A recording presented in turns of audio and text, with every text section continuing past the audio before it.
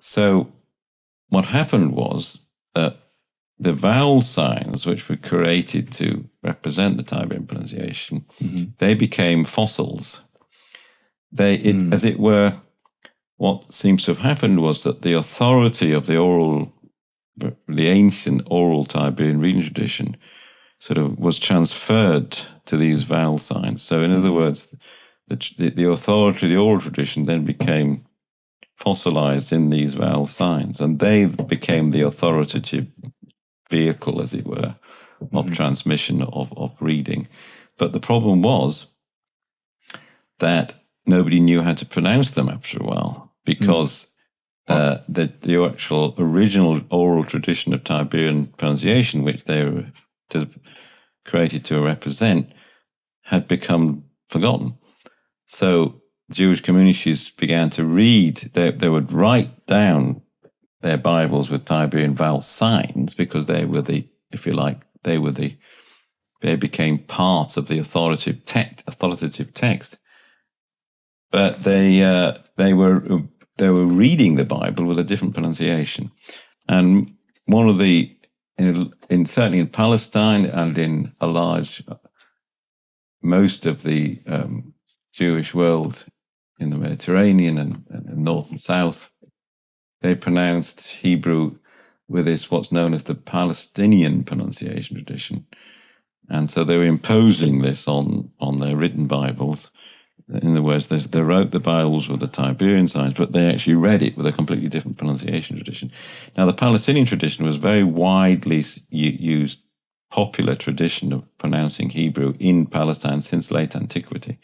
And this, one of its features was that it had merged quite certainly in its vowel structure with its vowel system with the vernacular languages of Palestine, which include Palestinian Greek and Jewish Palestinian Aramaic.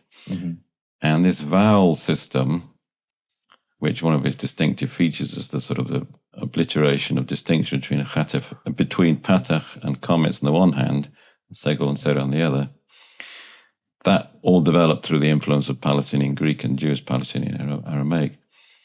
But then that was the dominant pronunciation in Palestine, and then that got transmitted with Jewish migrations, even before the Middle Ages, almost certainly, but certainly during the Middle Ages, migrations of Jews to Europe, to various countries in the Mediterranean.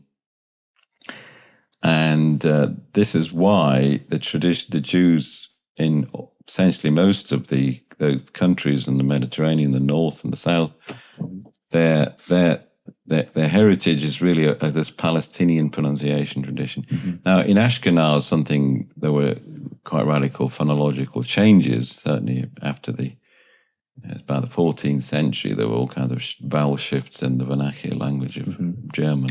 Last week I was at the European Association of Jewish Studies, and I heard a lecture where someone was quoting Eliezer Rokeach, Eliezer of Worms, which is in northwestern Germany today, and he's spiritualizing the vowel sounds, and he says there are 6. He says vav kolot, 6 sounds, 5 vowels and shva, and he's writing at the beginning of the 13th century in northwestern Europe, and for him, there is no distinction between Patach and Kamatz, and there's no distinction between Tzere and Segol, right? So there's only 5 vowels plus Shva, which is amazing. Yeah, you see, that reflects the fact that the Jews of Ashkenaz were heirs to this tradition of Palestinian pronunciation, which probably came through Italy, then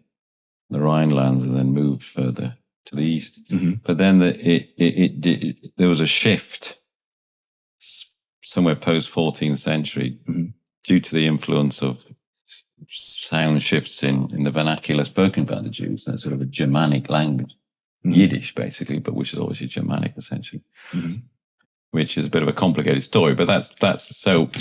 All I can say is that all the pronunciation, if you like, the Western Jewry from west of Palestine is essentially inherited from Palestinian tradition, which is ultimately goes back to a form of Hebrew influenced by Jewish Palestinian, Aramaic, and Palestinian Greek.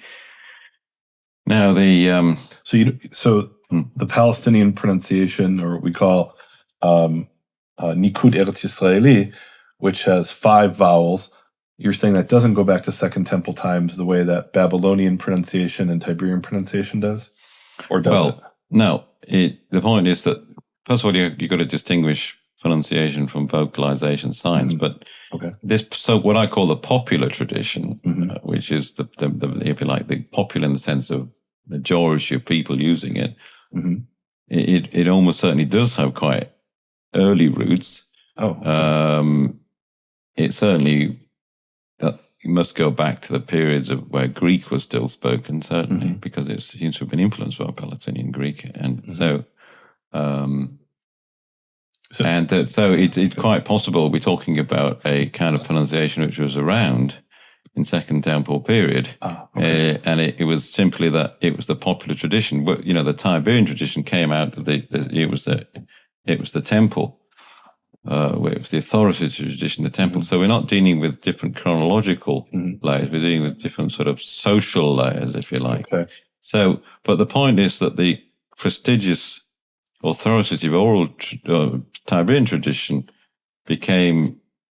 lost its oral dimension, but it was fossilized in these vowel sounds we have today, and on that was imposed different pronunciation traditions.